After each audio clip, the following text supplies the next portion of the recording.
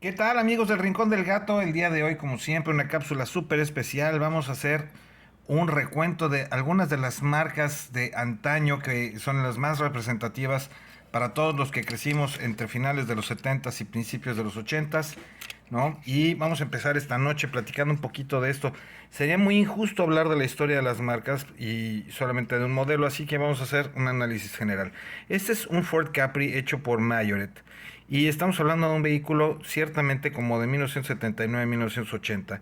Y estos detalles que tiene Mayoret que eran increíbles, siempre venían con estas luces cristalinas que estaban separadas de la carrocería, que eran parte del parabrisas.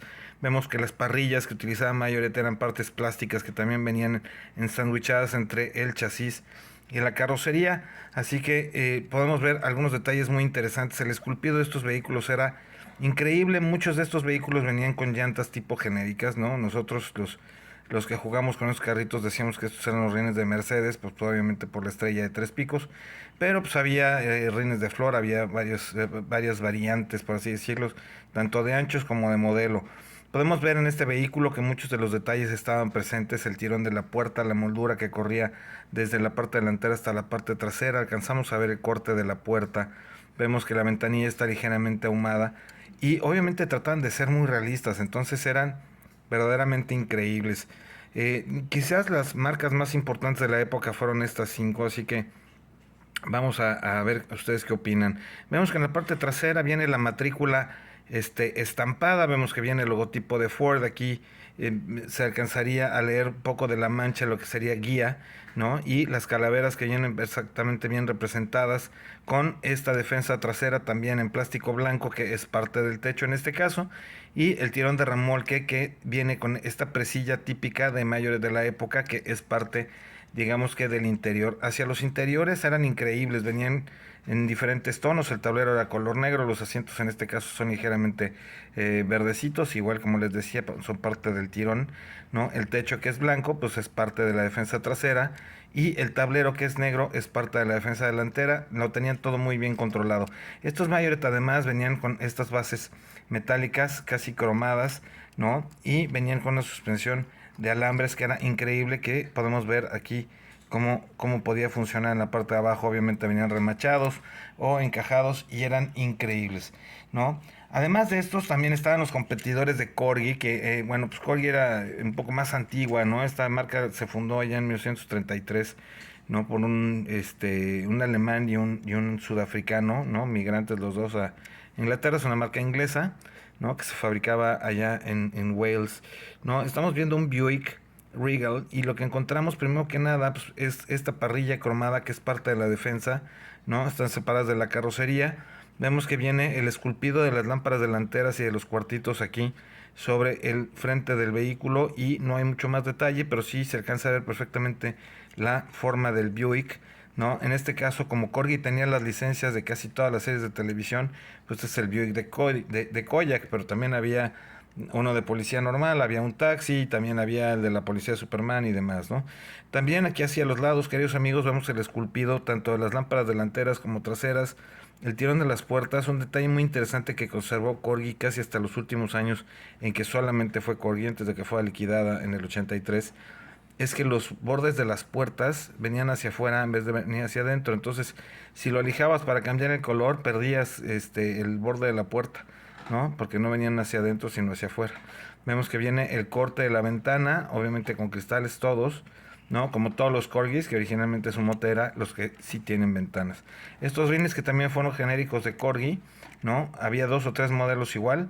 En este caso, pues estos eran como que los más convencionales. Hacia la parte trasera lo que nos encontramos son unas calaveras pintadas que vienen sobre la carrocería, una defensa cromada que es parte del chasis. Y podemos ver, por ejemplo, en la parte de arriba que los interiores son color cromado, que es parte, ¿no? No sé, este es un ensanguichado, que es parte de la parrilla y de la defensa. Su torreta en color rojo. Estos venían con un sistema de suspensión ligeramente distintos y eran más frágiles, ¿no? Tenían estas como lengüetas que hacían la vez de suspensión. La base es completamente plástica, el ensanguichado de los interiores de la defensa delantera y trasera, ¿no? Y su base plástica. Rodaban increíble y eran muy bonitos. Eran un poquito de menor calidad que los mayores, a mi parecer, sobre todo estos, los Whiz Wheels, los más chiquitos, ¿no? Porque habían también de escala más grandes. Luego, pues el rey de reyes de la actualidad, que no, que ahora ya pues domina Mattel. Estamos hablando de esta que es un Golf MK1 o Caribe para algunos mercados latinoamericanos. Este es un Rabbit de competencia con base metálica, un frente bastante bien esculpido. No era la especialidad de Hot Wheels, de hecho eran así como que los de menos calidad en aquel entonces, pero aquí sí se esmeraron en tener los faros auxiliares de rally, ¿no? La defensa con los cuartitos delanteros. En este caso teníamos un cofre que sí se podía abrir y que era una parte plástica que es parte de los asientos.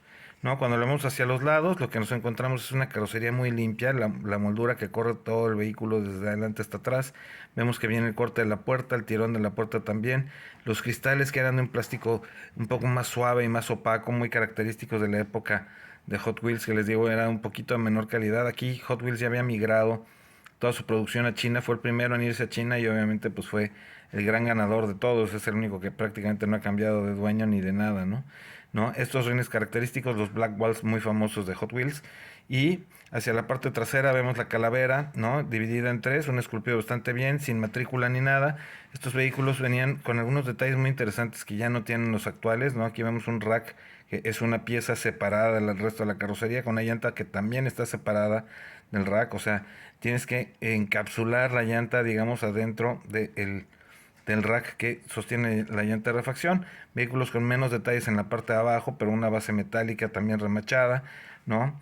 En este entonces, pues como les decía, esto ya se hacía en Hong Kong, ¿no? Para este entonces todavía Corgi fabricaba en Wales, todavía Mayoret fabricaba en Francia y Tomica fabricaba, ¿dónde creen? En Japón, ¿no? Entonces aquí tenemos un Cadillac, ¿no? Este está hecho por Tomica y estos tienen unos detalles muy interesantes. Primero que nada vemos esta parrilla metálica separada del resto de la carrocería, ¿no? Esta venía encajada de alguna forma, directamente en la parte trasera, venían con unos agujeros para que pudiera encajarse, entonces se perdían las parrillas con una cierta facilidad después de jugarlos algún tiempo, una matrícula con algunos números, una base metálica, la pintura pues era sobresaliente, Tómica casi nunca ha tenido problemas de peste de zinc ni nada, la verdad es que son muy buenos con sus procesos desde el principio. Estos rines tan característicos de Tómica, es raro verlos en color dorado, pero casi siempre vienen en color cromado y había como dos modelos diferentes, uno con 4 pétalos y uno con 6 pétalos, pero el modelo era muy similar, salvo los autos deportivos que venían con unos rines así con un poco más de profundidad, ¿no? A estos autos se les podían abrir las puertas, vemos que vienen las molduras, viene el esculpido muy bien, alcanzamos a ver el esculpido tan detallado de Cadillac, ¿no? En la parte lateral del vehículo vemos obviamente todos los candados de las ventanas, las molduras, ¿no? Cuidamos muchísimo los detalles de los japoneses. Si lo comparáramos con el mismo Cadillac de Hot Wheels, veríamos que es mucho más burdo, ¿no? Vemos los interiores y están muy cuidados, los interiores en color café, ¿no? Y cuando lo vemos hacia la parte trasera, lo que nos encontramos, amigos, el emblema de Cadillac al centro de la cajuela, las lámparas, pues digamos que esculpidas sobre la carrocería. Estos vehículos lo único que les faltaba es a lo mejor ya que les empezaran a pintar las cosas, ¿no? Y la misma matrícula que en la parte delantera, en la parte trasera. Un vehículo excepcionalmente bonito, la pintura luce perfecta hasta la fecha y algunos inclusive con todo el deterioro de los años siguen bastante bien. Las bases eran metálicas, venían con algunos datos técnicos interesantes, como por ejemplo venía la escala, ¿no? El número de la colección, el modelo, que en este caso era un Seville, que estaba hecho en Japón, y el emblema de Tómica. Obviamente no tengo tiempo de en una sola cápsula hablarles de todos, pero ya después hablaremos también de los alemanes, de los holandeses y de los italianos que hicieron sus pininos también en esto. La última de la noche, para mí, la reina de reinas, y sobre todo para la gente de los 70s y de los 80s, pues es Matchbox. En este caso todavía era Lesney, todavía no estaba liquidada la compañía. Estamos viendo un Mercedes-Benz que viene con una parrilla metálica, ¿no? Que es parte del chasis, un esculpido increíble, inclusive vienen los limpiaparabrisas de los faros vienen esculpidos sobre la carrocería, vemos que viene la toma de aire hacia la parte de abajo, una parrilla muy muy bonita, y cuando lo vamos viendo hacia los lados encontramos detalles muy interesantes, vemos obviamente la luz lateral de navegación que tendría que ser color ámbar, bueno, la vemos esculpida, igual que la luz de navegación que le da la vuelta en la calavera hacia la parte de atrás. Vemos que este es un vehículo que nos permite abrir las puertas y estos rines tan característicos también de Matchbox, los Dot Dash, ya hablaremos en algún momento sobre los tipos de llantas cuando hablamos de la marca en específico. Estos cristales transparentes, también muy característicos de la época de Matchbox, eran bastante mejorcitos que los demás porque no se rompían tan fácil, pero tenían una claridad bastante interesante.